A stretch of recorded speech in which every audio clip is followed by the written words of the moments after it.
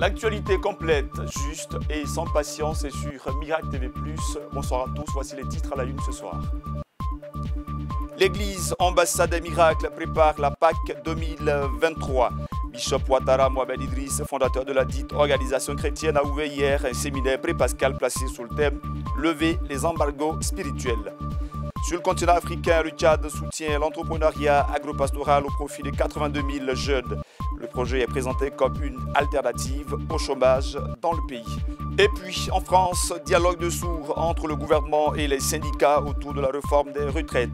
Une nouvelle marche est prévue ce jeudi 6 avril 2023. Bienvenue à tous, c'est un réel plaisir de nous inviter chez vous pour 15 minutes d'actualité. Je vous le disais en titre, l'église ambassade des miracles prépare ses troupes pour la Pâque 2023. À 72 heures de l'événement, Bishop Ouattara Mohamed Idriss, fondateur de la dite église, a ouvert hier un séminaire placé sur le thème, et je cite, « Lever les embargos spirituels ». Les détails tout de suite dans ce reportage. La notion des embargos spirituels est une notion très importante. The notion of spiritual embargoes is very important. Dans la mesure où elle conditionne, n'est-ce pas, l'obtention de certaines bénédictions. This condition for you to get some blessings. Et j'aimerais poser les bases en donnant les définitions requises ce soir. I want to start by giving the meaning tonight. Pour qu'on comprenne très bien ce que c'est qu'un embargo. For you to understand what is an embargo. Alléluia. Hallelujah. L'embargo spirituel est un autel démoniaque. The spiritual embargo is the altar, the demonic altar. Voilà, nous rentrons dans le vif du sujet. Est un autel démoniaque. It is a demonic altar. Qui accomplit une œuvre de restriction. Which accomplish a work of restrictions. Sur la vie des hommes et particulièrement dans notre cas des enfants de Dieu. On the life of people and the kingdom of God. L'embargo pourrait être défini également comme une loi maléfique. And the embargo can be defined like evil law. Maintenant une personne dans une position telle qu'elle n'ait pas accès à certaines bénédictions. Keeping somebody in the position that cannot have access to some blessing. Et moi j'ai découvert que par le principe des embargos, le diable a le pouvoir de priver plusieurs serviteurs de Dieu, plusieurs fils de Dieu, de ce que Dieu leur donne. Parle ainsi. L'ange lui dit, tu as été exaucé depuis le premier jour. Donc Dieu t'a exaucé. Et parce que Dieu t'a exaucé, il a expédié la réponse. Il a expédié la bénédiction. Et je suis celui, Gabriel, je suis celui qui transporte cet exaucement pour venir jusqu'à toi. N'oubliez pas que Gabriel prend l'exaucement au niveau de l'autel divin devant Dieu et doit revenir dans le règne spirituel avant d'atteindre le règne humain. D'accord? Où se trouve Daniel? Et c'est justement en passant par le règne spirituel que Gabriel est bloqué au deuxième ciel. Il est bloqué par ses anciens amis appelés aujourd'hui démons. And blocked by demon, his old friends, qui vont l'emprisonner pendant 21 jours. Put in jail for 21 days. Et la Bible dit, and the Bible à says, cause de la mobilisation des ressources, because of the results, dans la prière de Daniel, Daniel, sa prière aura le poids requis pour permettre au Seigneur d'envoyer une ambassade dirigé par Michael. Because of the prayer, the Lord sent Michael. Et Michael viendra délivrer Gabriel. And Michael will come to deliver Gabriel. Ouvrir une brèche dans le règne spirituel. To open a door in pour the que Gabriel ait accès à Daniel. And you have access to the blessing. En fait, je suis en train de vous dire. In fact, I'm telling you que par le principe des embargos, by the principle of embargoes, le diable a la capacité de vous priver de ce que Dieu vous a donné. The devil had the ability to deprive you from what God has given to you. Et c'est là que lorsqu'il y a une ignorance notoire manifeste, les gens pourront se permettre de dire, oh, finalement, ce n'est pas la volonté de Dieu. C'était pas la volonté de Dieu que tu as eu ça. Excusez-moi pour l'expression, mais c'est n'importe quoi. La volonté de Dieu va toujours dans le sens de faire du bien à ses enfants. Ce n'est pas un mauvais père, c'est un bon père. to his children. Dites-moi Amen. A good C'est pas un father, Dieu say amen. sadique qui est là et qui se contente de voir ses enfants dans la souffrance. He's not a evil Moi, je ne connais God. pas ce genre de Dieu-là. And want his children to be the suffering. I don't know this kind of God. Il faut arrêter. Stop saying it. Your name for a long time. L'Esprit m'a dit, cette semaine, And tu the Spirit lèveras told me this les week, embargos. You remove Et embargoes. tout ce qui porte ton nom en esprit All va what arriver jusque dans ton carry your garage. Toujours dans l'actualité ivoirienne, on parle éducation. À présent, le ministère de l'Éducation nationale et de l'alphabétisation reprend les dialogues avec les syndicats du corps de l'enseignement. Depuis ce 5 avril, les débats se sont ouverts entre les deux parties. Si l'année scolaire 2022-2023 est toujours paisible dans les établissements scolaires du pays, c'est en partie grâce au dialogue social initié par la ministre de l'Éducation nationale et de l'alphabétisation avec les fêtières de syndicats d'enseignants. Ce jour, c'est la reprise des discussions entamées quelques mois plus tôt. Il s'agit pour nous d'obtenir un cadre de discussion qui permet d'obtenir des accords. Aussi souhaitons-nous avoir des interlocuteurs, une équipe du gouvernement pouvant répondre aux différentes préoccupations posées. Le préfet hors grade Raoul Kouadio, directeur de cabinet, rassure les partenaires du système éducatif ivoirien que sont les syndicats sur la prise en compte par le gouvernement de leurs revendications et doléances. Aucune décision ne sera prise sans leur contribution. Les syndicats sont des acteurs de l'école ivoirienne et nous voulons une école nouvelle, nous voulons une école d'excellence. Donc cela ne peut se faire, selon Madame le ministre, sans que tous les acteurs soient impliqués dans le dispositif. C'est pourquoi j'ai demandé qu'ils viennent prendre leur part pour pouvoir permettre qu'on puisse réaliser cette école nouvelle, cette école d'excellence que nous voulons. Au nom de la transparence, Raoul Kouadio entend transmettre telles que reçues les revendications et doléances des fêtières à Mariatou Koné, la ministre de l'Éducation nationale et de l'alphabétisation. Le meilleur syndicalisme pour l'école ivoirienne est sans aucun doute celui qui, par le dialogue permanent avec l'autorité de tutelle, arrive à obtenir des acquis en sauvegardant l'intérêt des apprenants. C'est ce qui ressort de cette rencontre de prise de contact avec les fêtières de syndicats d'enseignants. Je vous propose d'ouvrir à présent le chapitre Afrique de cette édition avec cette belle trouvaille du côté du Soudan du Sud, présentée jusqu'ici comme une mauvaise herbe. L'hyacinthe d'eau est une bénédiction pour les populations de la ville de Bentiu. Les détails tout de suite dans ce reportage.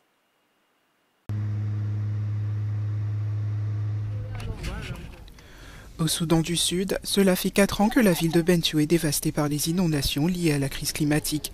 Pour les femmes de cette ville au nord de l'Afrique de l'Est, l'hyacinthe d'eau, une mauvaise herbe abondante et riche en biomasse, est une nouvelle source de combustible durable et accessible. Les nombreuses inondations ont détruit la forêt qui était la source du charbon de bois que nous avions l'habitude d'utiliser. Le charbon de hyacinthe d'eau est aujourd'hui une bien meilleure option. La collecte et la préparation du charbon de hyacinthe d'eau est plus facile que la collecte de bois à charbon. Le bois à charbon est très loin d'ici, il faut un bateau, ce qui coûte très cher. La hyacinthe d'eau est très proche de la digue et sa transformation en combustible est simple, pas besoin d'un bateau.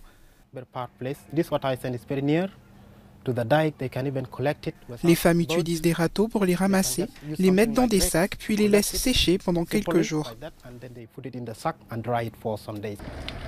Avec l'aide du Programme alimentaire mondial, les récoltes sont placées dans un tambour métallique scellé puis brûlées pendant 20 minutes avant d'être mélangées à du sable et de l'eau pour former une pâte combustible.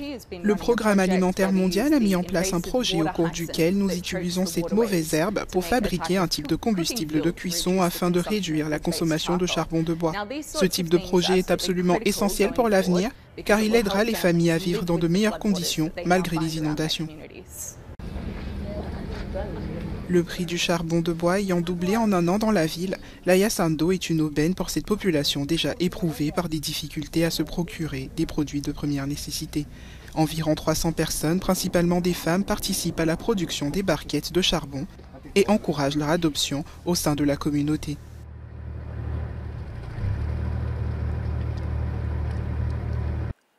Toujours dans l'actualité africaine, parlera à présent du Tchad, le pays confronté depuis 2022 à une insécurité alimentaire doublée d'une précarité nutritionnelle. Pour régler la question définitivement, les autorités prennent les devants. Ils proposent à 82 000 jeunes de s'investir dans le secteur de l'agro-pastoral. On en sait plus dans ce résumé. Au Tchad, 18 provinces sur les 23 sont toujours en situation d'urgence alimentaire et nutritionnelle. Pour accélérer la transformation des produits agricoles et lutter contre la pauvreté en milieu rural, le gouvernement et ses partenaires ont lancé ce mardi 4 avril 2023 le projet de renforcement de l'innovation dans l'entrepreneuriat agropastoral des jeunes et des femmes. L'objectif est de stimuler l'entrepreneuriat au profit de 82 000 jeunes dans le monde rural et à travers les nouvelles technologies. Le renfort a pour objectif général de contribuer à l'accroissement de revenus et créer des emplois décents pour les femmes et les jeunes en renforçant les résiliences des systèmes alimentaires inclusifs au Tchad. L'objectif du développement du projet est de promouvoir des entreprises de jeunes et de femmes viables et résilientes, créatrices d'emplois et intégrer des chaînes de valeur agro-silvopastorales halieutiques au Tchad. Ce projet, cofinancé dans le cadre de la coopération entre le Tchad et le Fonds international de développement agricole, FIDA, à hauteur de 90 millions d'euros, vise à soutenir l'économie rurale et augmenter les revenus des jeunes et des femmes.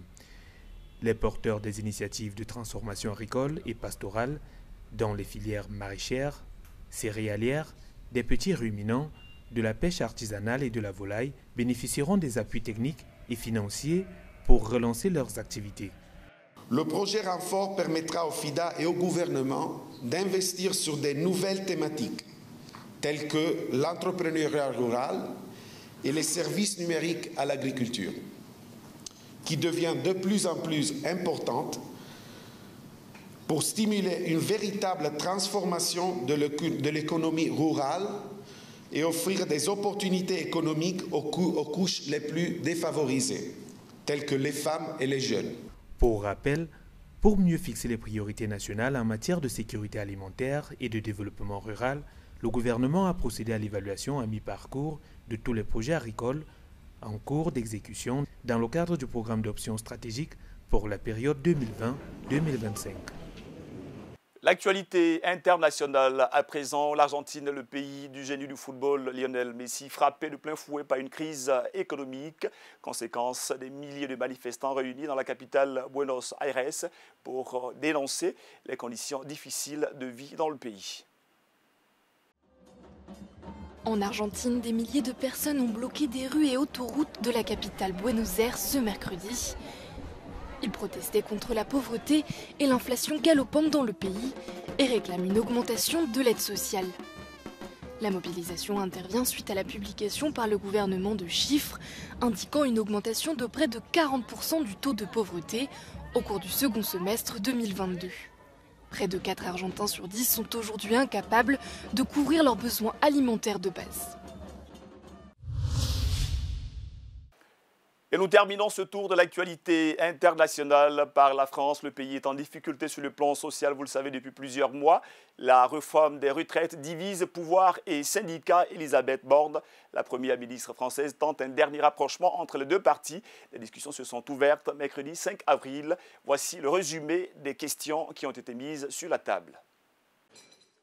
C'est une réunion qui a tourné court ce mercredi matin entre les syndicats et la première ministre française. D'un côté, les représentants des salariés qui réclament le retrait de la réforme des retraites. De l'autre, un gouvernement droit dans ses bottes, malgré la grogne sociale.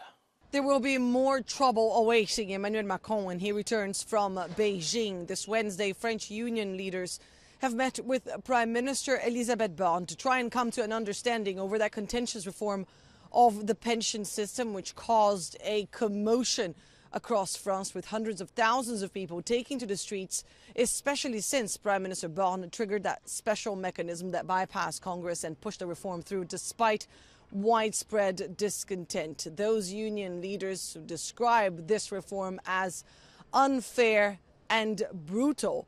We're faced once again this Wednesday with the government's refusal to scrap it and have called any attempts to negotiate with the administration of Emmanuel Macron a failure. C'est forcément un échec quand la Première ministre ne fait aucune ouverture sur cette discussion. Donc oui, c'est forcément un échec. Ça n'a servi à rien, finalement ? Ça a servi à ce qu'on redise nos différentes propositions, qu'on redise que cette réforme n'était pas juste, que cette réforme ne pouvait pas passer au son de tous nos concitoyens, mais malheureusement la Première ministre a dit que pour elle c'était nécessaire, que c'était important, et donc la réunion s'est terminée comme ça. Meanwhile, the French Prime Minister, who seemed to have attended a different meeting altogether, was rather content with the outcome. D'autres sujets ont également été évoqués. Je pense aux carrières longues, à la pénibilité et à l'usure professionnelle, à l'emploi des seniors, même si nos désaccords sur l'âge n'ont pas permis d'en discuter de façon approfondie. Je pense que cette réunion marque néanmoins une étape importante. Les organisations syndicales, comme elles ont pu vous l'indiquer, sont disponibles pour travailler ultérieurement sur ces sujets et je leur ai dit ma disponibilité et celle de mon gouvernement parce que je n'envisage pas d'avancer sans les partenaires sociaux. And that disconnect is likely to spell more unrest for France in the coming days and weeks. Union leaders have said that the government's response is the equivalent of a slap in the face of those taking to the streets and have called for protesters to come out once again in force on Thursday when another day of national strike has been called for. Annelise Borges is in Paris for Euronews. Ce journal est à présent terminé. Il a été préparé par l'ensemble de la rédaction, rendu possible grâce au concours inestimable de l'équipe technique, chapeauté ce jour par l'immense Georges Tano. Il était assisté de Lamine Traoré et de Ulrich Lago. Merci à Samira Tibé pour son aimable contribution. Je souhaite passer une excellente suite de programme sur MTV+, la télé qui transforme. Bonsoir chez vous.